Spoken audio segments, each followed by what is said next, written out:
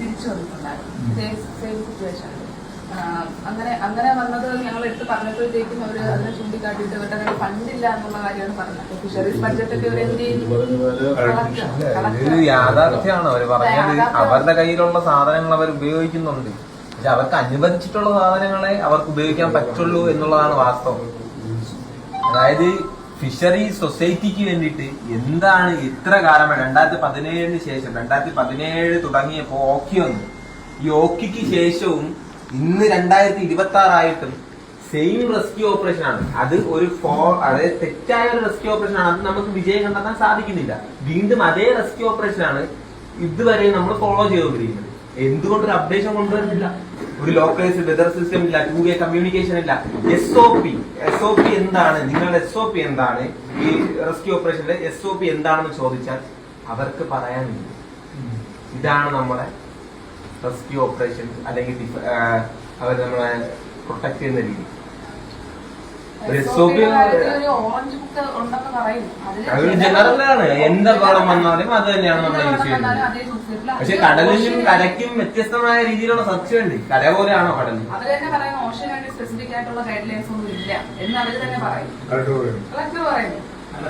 അവർക്ക് ഫണ്ട് അനുവദിക്കണ്ടേ? അതായത് അവർക്ക് എന്തെങ്കിലും അവർക്ക് ഫണ്ട് അനുവദിക്കണ്ടേ? അതായത് ഏത് കാലാവസ്ഥയാണെങ്കിലും ആ കാലാവസ്ഥയിലോട്ട് ഇറങ്ങിച്ചെല്ലാനുള്ള സാങ്കേതിക വിദ്യ ഇന്ത്യക്ക് ഉണ്ടോന്ന് ചോദിച്ചാൽ ഉണ്ട്. പക്ഷെ അത് അനുവദിക്കാനുള്ള ഫണ്ടുണ്ടോ? ഇല്ല. മറ്റ് പല ദൂരത്തിനും മറ്റു പല കാര്യങ്ങൾക്കും വേണ്ടി ഉപയോഗിക്കുന്നുണ്ട്. ഏറ്റവും കൂടുതൽ നമ്മൾ ഫിഷറി സൊസൈറ്റിയിൽ നിന്ന് നല്ലൊരു വിഹിതം കൊടുക്കുന്നുണ്ട്, ഇല്ലേ? നല്ലൊരു വിഹിതം കേരളയുടെ സാമ്പത്തിക വ്യവസ്ഥയിൽ ഫിഷറീസ് വകുപ്പിൽ നിന്ന് ഫിഷറീസിൽ നിന്ന് കൊടുക്കുന്നുണ്ട്. പക്ഷെ ഫിഷറീസിന്റെ ഡെവലപ്മെന്റിന് വേണ്ടി എന്ത് ചെയ്തു ഇത്ര കാലം?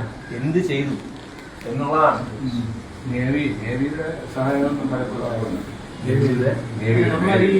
സാധാരണ നേവിയാണ് ഈ കാര്യങ്ങളിൽ പ്രധാനമായി ഇടപെടുന്നത്. സതീശനെ മാപ്പ് പറയിപ്പിക്കാൻ പോയതാണ് ഗോവിന്ദൻ. തിരുവനന്തപുരത്ത് ഇക്കഴിഞ്ഞ ദിവസം കാണാതായ മത്സ്യത്തൊഴിലാളികൾ അല്ലേ? ആ മത്സ്യത്തൊഴിലാളികളിൽ ഒരു കുടുംബത്തിൻ്റെ വീട്ടിൽ അച്ഛനെ കാണാതായിരിക്കുക. അച്ഛനെ ലഭിച്ചിട്ടില്ല, തിരിച്ച് കിട്ടിയിട്ടില്ല. അപ്പോൾ ആ കുടുംബത്തിൽ സന്ദർശനം പോയതാണ്. ഈ കഴിഞ്ഞ ദിവസമാണ് ഈ മകള് വന്നിട്ട് വലിയ വർത്തമാനങ്ങളൊക്കെ പറഞ്ഞത്. നിങ്ങൾ ആലോചിക്കണം, മാധ്യമങ്ങൾക്ക് മുന്നിൽ അത്രയും വർത്തമാനങ്ങൾ പറഞ്ഞവരുടെ ബോധ്യമാണിത്. എന്ത്? മാധ്യമങ്ങൾക്ക് മുന്നിൽ സതീശനെതിരെ കുരച്ച് ചാടിയ ആളുകളുടെ ബോധ്യം അവരുടെ വായ കൊണ്ട് അവർ തന്നെ അവരുടെ പാർട്ടി നേതാക്കന്മാരോട് പറയുന്നു.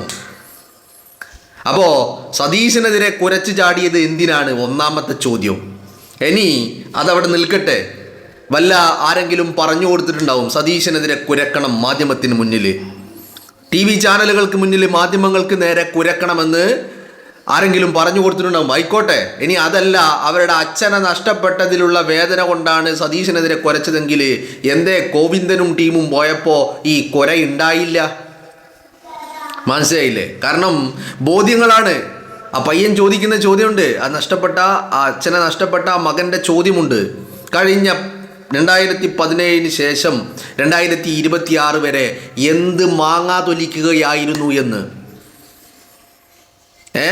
ഇതിനു വേണ്ടിയുള്ള ഫണ്ടില്ല, നിങ്ങൾക്ക് ദൂരത്തിന് വേണ്ടിയുള്ള ഫണ്ട് ഉണ്ട്.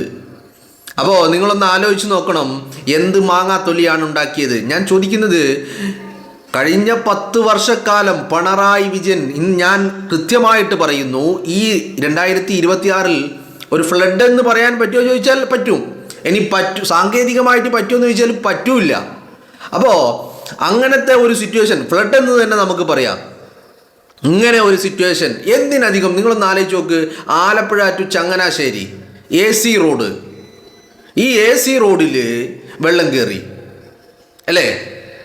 പിണറായി വിജയൻ ഈ റോഡ് ഉദ്ഘാടനം ചെയ്യുമ്പോൾ 800 കോടി രൂപ പൊടിച്ചിട്ട് ഉദ്ഘാടനം ചെയ്ത റോഡ് ഉദ്ഘാടനം ചെയ്യുമ്പോൾ വെള്ളം കയറൂല എന്നാണ് പറഞ്ഞത്.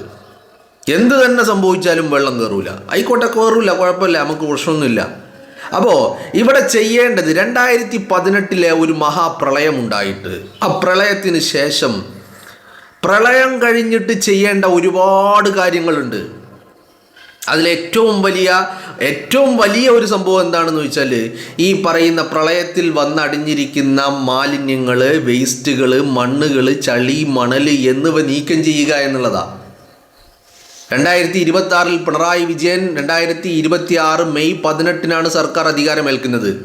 ആ ഇറങ്ങിപ്പോകുന്നത് വരെ പിണറായി വിജയൻ അത് ചെയ്തിട്ടില്ല എന്നുള്ളതാണ്. ഇത് ഈ വിഷയത്തിൽ മാത്രമല്ല കേട്ടോ, അത് ചെയ്യാത്തത് കൊണ്ടാണ് 2026 ഇങ്ങനെ ഒരു വെള്ളം കയറുന്ന ഒരു സ്ഥിതിവിശേഷം ഉണ്ടായത് തന്നെ. മനസ്സിലായില്ലേ? അപ്പോൾ അതൊരു ഭാഗത്ത് നിൽക്കുന്നു. ഇനി ഈ പറയുന്ന 10 വർഷം ഉണ്ടാക്കിയിട്ട് ദുരന്ത നിവാരണ മേഖലയുമായി ബന്ധപ്പെട്ട്, റെസ്ക്യൂ ഓപ്പറേഷൻ മേഖലയുമായി ബന്ധപ്പെട്ട് എന്താണ് ഇവർ ചെയ്തിട്ടുള്ളത്? ഗോവിന്ദൻ ഈ മകളിങ്ങനെ കുരച്ചു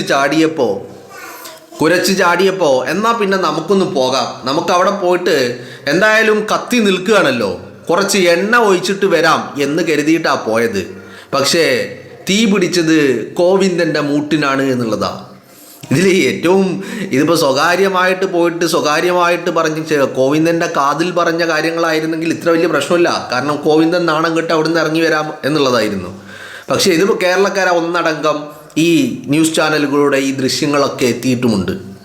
അപ്പം നിങ്ങളൊന്ന് ആലോചിച്ച് നോക്കണം, ഇത്രയും വൃത്തികെട്ട ആളുകൾ അല്ലേ, സ്വന്തം തന്തയെ, സ്വന്തം പിതാവിനെ നഷ്ടപ്പെട്ട് നിൽക്കുമ്പോൾ, കണ്ടെത്താൻ കഴിയാതെ വന്ന് നിൽക്കുമ്പോൾ, നിങ്ങളൊന്ന് ആലോചിച്ച് നോക്ക്, സ്വന്തം പിതാവിനെ കണ്ടെത്താൻ കഴിയാതെ വന്ന് നിൽക്കുമ്പോഴാണ് ഈ പറയുന്ന ആളുകൾ സതീശനെതിരെ കുരച്ചു ചാടിക്കൊണ്ടിരിക്കുന്നത്.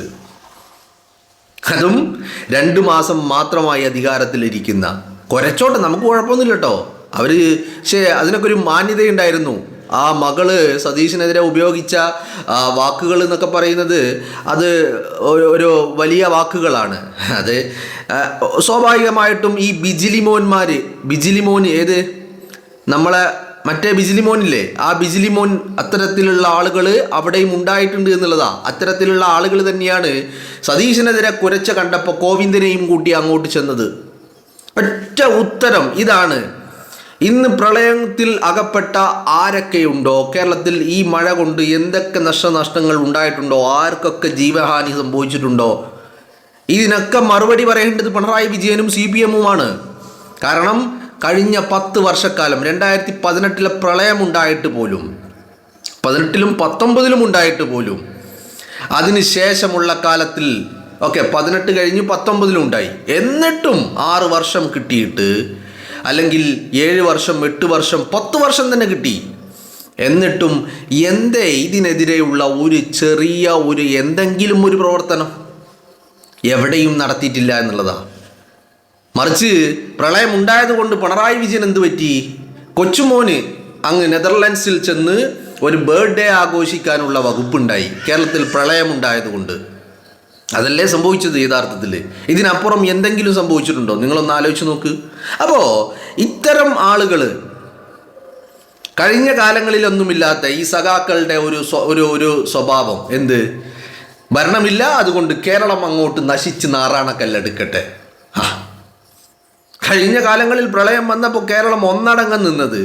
ഇവിടെ ഇതിൻ്റെയൊക്കെ ഉത്തരവാദി, അടിസ്ഥാന കാരണം പിണറായി വിജയൻ്റെ കെടുകാര്യസ്ഥതയും ഭൂലോക തോൽവിയായിട്ടുള്ള പിണറായി വിജയനുമായിരിക്കെ ഇവർ രാഷ്ട്രീയം കളിച്ചുകൊണ്ടിരിക്കുക. കളിക്കട്ടെ അല്ലേ?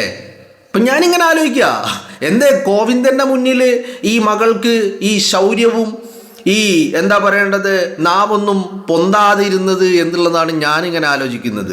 മാധ്യമങ്ങൾക്ക് മുന്നിൽ ഇങ്ങനെ പൊന്തി കുരച്ചു തുള്ളിയല്ലോ, എന്തേ ആ ഒരു ശൗര്യം അത് ഈ പറയുന്ന ഗോവിന്ദന് മുന്നിൽ ഈ മക്കൾ കാണിക്കാതിരുന്നത്? അത് ഗോവിന്ദൻ വന്നതോടുകൂടി അച്ഛനെ നഷ്ടപ്പെട്ട വേദന അങ്ങ് മറന്നുപോയോ? അറിയില്ല എന്താണെങ്കിലും.